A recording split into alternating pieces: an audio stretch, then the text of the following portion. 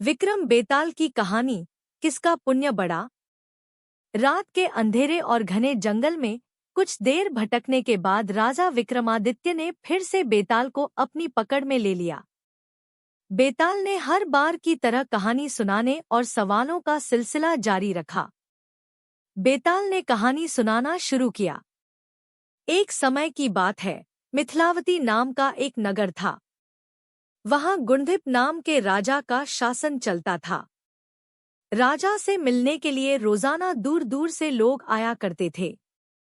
एक बार उनसे मिलने और उनकी सेवा करने के लिए किसी राज्य से एक युवक आया। युवक ने राजा से मिलने की बहुत कोशिश की, लेकिन वो राजा से मिल नहीं पाया। अपने साथ युवक जो भी सामान लाया था, वो सब भी खत्म हो गया था। एक दिन की बात है, जब राजा शिकार के लिए जंगल जाते हैं। युवक भी उनके पीछे पीछे चला जाता है। जंगल इतना घना था कि राजा से उनके नौकर चाकर बिछड़ जाते हैं। बस राजा और युवक साथ रह जाते हैं। जब राजा जंगल की ओर आगे बढ़ने लगते हैं, तो युवक उन्हें रोकता है।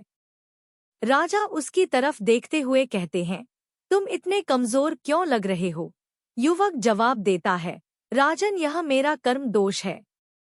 मैं कई राजाओं के पास रहा हूँ, जो हजारों लोगों को पालता है, लेकिन उनकी नजर कभी मुझ पर नहीं पड़ी। अपनी बात आगे बढ़ाते हुए युवक कहता है, राजन, 6 बातें इंसान को कमजोर बनाती हैं: गलत व्यक्ति से प्रेम, बिना कारण हंसना, स्त्री से बहस करना, बुरे स्वामी के लिए काम करना, गधे पर सवारी और संस्कृत के बिना भाषा।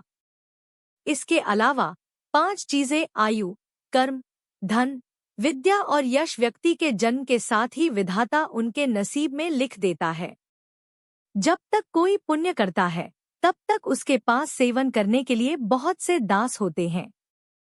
जब पुण्य कम हो जाता है, तो भाई ही भाई का दुश्मन बन जाता है। लेकिन राजन, स्वामी की सेवा का फल किसी न किसी दिन जरूर मिलता है। युवक की इन बातों का राजा पर बहुत असर हुआ। थोड़ी देर बाद दोनों नगर को लौट आए। राजा उस युवक को नौकरी पर रख लेते हैं। कुछ दिन बाद युवक किस काम से बाहर जाता है। उसे रास्ते में एक मंदिर दिखाई देता है। वह अंदर जाता है और वहां स्थापित देवी की पूजा करता है। फिर वह बाहर आता है, तो उसे वहां एक सुंदर स्त्री दिखाई देती है। युवक उस स्त्री पर मोहित हो जाता है। वह स्त्री युवक से कहती है, तुम पहले इस कुंड के पानी से स्नान करो, फिर तुम जो कहोगे वो मैं करूंगी। स्त्री की बातें सुनकर युवक कुंड में उतरकर गोता लगाता है।